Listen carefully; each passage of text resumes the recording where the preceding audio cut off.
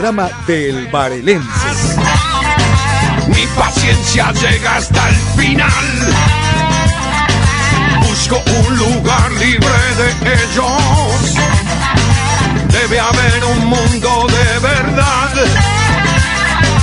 Basta de boludos. ¿Qué tal? ¿Qué tal? Muy buen día. Bienvenidos a esta nueva emisión de Periodismo con Sentido. ¿Sabe qué? Hoy no vamos a hablar de la coyuntura, de algo puntual. Sí, ya sé, los votos en el Senado ya estaban para aprobar ese desastre aniquilador de derechos que se han dado en llamar reforma laboral. Ya no me voy a referir a eso, hace 2 editoriales que venimos hablando de eso, sino de algo por ahí más silencioso, cuya permanencia, cuya actualidad no podemos negar, que es esta pregunta: ¿por qué alguien que la está pasando realmente muy mal todavía defiende? Son muchos, no sé si la mayoría, pero son muchos. Alguien que la está pasando muy mal todavía defiende al que toma las medidas por las cuales la está pasando mal, ¿no? Porque uno recuerda la frase de Perón acerca de que la tripa más sencilla del hombre era el bolsillo.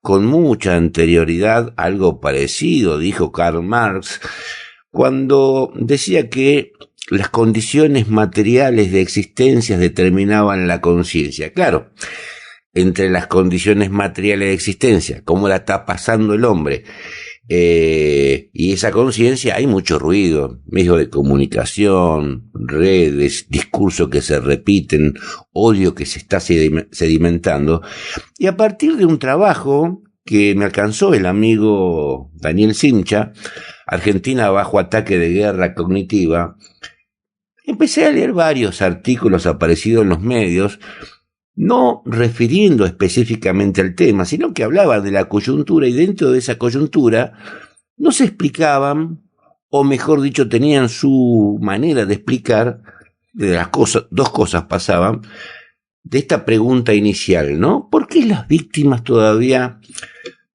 sostienen cierto grado de conciencia hacia medidas que están minando sus derechos día a día? Así que pongámonos cómodos, si podemos, bajemos un cambio, sirvámonos un mate, si todavía nos alcanza para la yerba, claro, porque vamos a hablar de algo incómodo, de eso que a muchos les cuesta entender y a otros le va a dar bronca, porque la pregunta es: ¿por qué un gobierno que ajusta, recorta, despide y licúa jubilaciones todavía tiene apoyo, incluso entre los que más sufren el ajuste? Porque no estamos hablando solo de economía, estamos hablando de identidad, de emociones, de sentido común, de orgullo herido, de bronca acumulada y sí, también de manipulación, mucha. El presidente Javier Milei, eso ya lo sabemos, pero lo interesante no es quién es, sino qué es lo que Milei representa para una parte de la sociedad. Y ahí está la clave, Tiene mucho de simbólico. Primero, digamos algo sin anestesia. El consenso no se sostiene porque la gente esté viendo prosperidad en sus bolsillos. El salario no vuela. La jubilación no se multiplicó por arte de magia. El hospital no tiene más insumos. El almacén no está más barato. Eso no está pasando. Entonces, ¿qué está pasando? Está pasando que Milei no se votó solo como plan económico. Se votó como ruptura, como dinamita, como una forma de decir: más sí, que explote todo y se vaya todo a la mierda, porque así esto no puede seguir pasando. Y cuando alguien vota ruptura, cuando alguien vota destrucción, explosión, no está evaluando si el Excel cierra este mes. Está evaluando si siente que por fin alguien expresa su enojo, su bronca o su odio. Y ese enojo no nació en el 2023, viene de años de frustración, de sedimentación mediática, de promesas incumplidas, de inflación crónica, de políticos que parecían hablar en PowerPoint mientras el vecino hacía malabares para pagar la sube. Entonces aparece uno que grita, que insulta, que patea o golpea fuerte la mesa, que se desorbita, que se desquicia, que señala culpables con nombre y apellido. Y mucha gente dice, o dijo, por lo menos este no me miente. Segundo punto incómodo.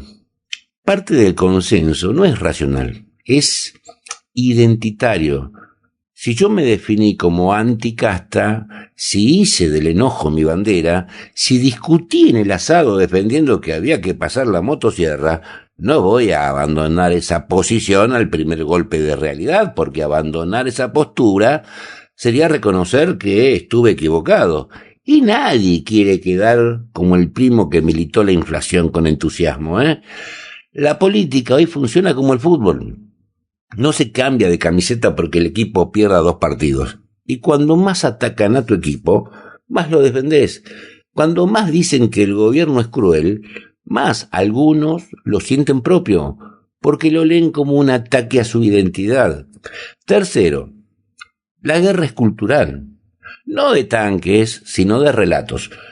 Si todos los días te dicen que el país estaba destruido, que no había alternativa, que el ajuste es doloroso pero necesario, que estamos pagando la fiesta de otros, que ahora sí se terminó la joda, eso construye sentido, ese bombardeo constante, aunque el plato esté más vacío, y como están todo el día así, dale que dale, ya sabe cómo funciona.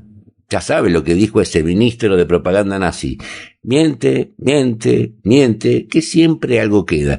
Y ahí entra algo más profundo, el sufrimiento resignificado. Hay gente que hoy la pasa mal, pero piensa, esto es culpa de los cucas. O peor, la estoy pasando mal, pero al menos ahora no roban. La ética reemplaza el bienestar material. La moral ocupa el lugar del salario. No importa si no hay pruebas o evidencias de la corrupción anterior. Es más, está bastante cuestionado toda la cosa, ¿no? Pero no nos vamos a referir a eso, ya nos referimos en su momento. Y eso es potente porque convierte el ajuste en purificación. No es que te sacan derechos, te están limpiando el sistema. No es que te bajan la pensión, están eliminando privilegios. No es que precaricen el trabajo, están modernizando a los muchachos. Y cuando el lenguaje cambia, la percepción cambia. Cuarto punto, la fragmentación social. El mundo del trabajo ya no es lo que era hace 40 años. Hay monotributistas, repartidores, freelancers, changarines digitales, emprendedores de Instagram. Muchos no se sienten representados por sindicatos tradicionales ni por discursos clásicos. Y cuando alguien les dice, vos sos un individuo libre que el Estado asfixia, eso les habla directo.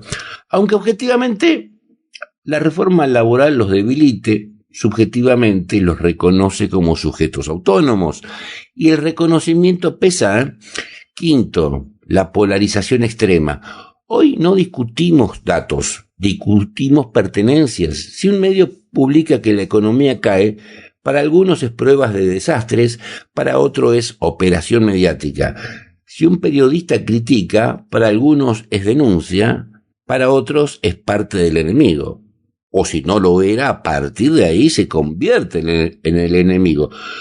Cuando se erosiona la confianza en toda fuente de información, cada uno se refugia en su tribu. Y en la tribu no se debate, se confirma. Sesgo de confirmación se llama. Uno no evalúa pruebas y evidencias, uno coincide con aquello que coincide con nuestra postura previa.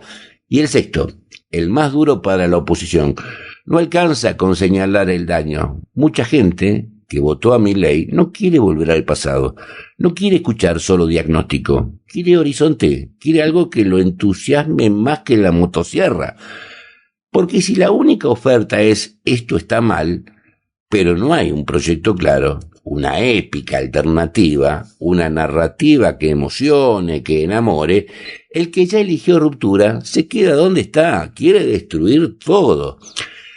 Hay otro elemento que no podemos ignorar, el orgullo de haber tomado una decisión valiente.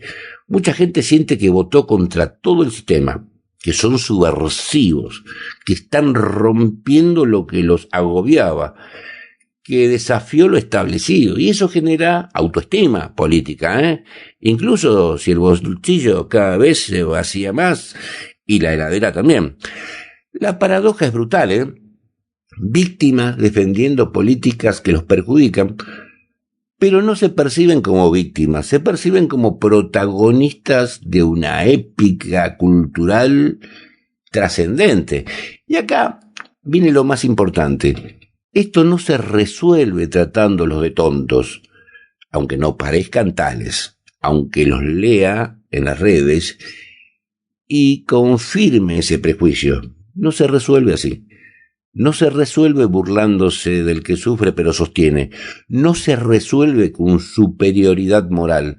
Se resuelve entendiendo que el consenso no es solo económico, es emocional. Hay angustia, sí. Hay hospitales ajustados, sí. Hay jubilados complicados, sí. Pero también hay un relato que convierte todo eso en parte de una transición épica, aunque sea dolorosa. Estamos mal, pero vamos hacia algo mejor. Y cuando la esperanza, aunque sea abstracta, compite contra el miedo a volver atrás, muchas veces gana la esperanza, aunque sea ficticia, incluso si todavía no llegó, ¿no? Entonces la pregunta no es solo por qué defienden intereses que parecen contrarios a los propios. La pregunta es, ¿qué intereses sienten que están defendiendo? Tal vez no es el salario, tal vez es la dignidad simbólica, tal vez es la idea de orden, tal vez es la ilusión de que ahora sí alguien enfrenta a los poderosos, aunque después gobierne con otros poderosos. Las identidades políticas no se cambian con planillas de Excel, ni con planillas de saldos, excedentes, etcétera, o déficit. Se cambian con experiencias vitales y con relatos alternativos potentes. Y ojo, los consensos no son eternos. Se sostienen mientras la expectativa supera la decepción. El día que la promesa deje de ser creíble, la historia cambia. Pero eso no ocurre automáticamente. Requiere organización, propuesta, presencia territorial, construcción paciente. Mientras tanto, el escenario es este: un gobierno que ajusta y una parte de sus propios damnificados, de sus propias víctimas que lo defienden. No por ignorancia, sino por identidad, por ruptura simbólica, por polarización, por desconfianza previa en todo lo anterior y por ausencia de una alternativa que les hable con la misma fuerza emocional. La política es cabeza, pero también es corazón, Y hoy el corazón de muchos late más fuerte que el bolsillo, nos guste o no. La pregunta para el futuro no es cuándo se cae el consenso, la pregunta es quién va a estar preparado el día que ese consenso empiece a agrietarse, porque las grietas no se llenan solas, Alguien las ocupa, y ahí se juega todo. Bueno, señoras y señores, nada más que decir. Esto es, mejor dicho, periodismo con sentido.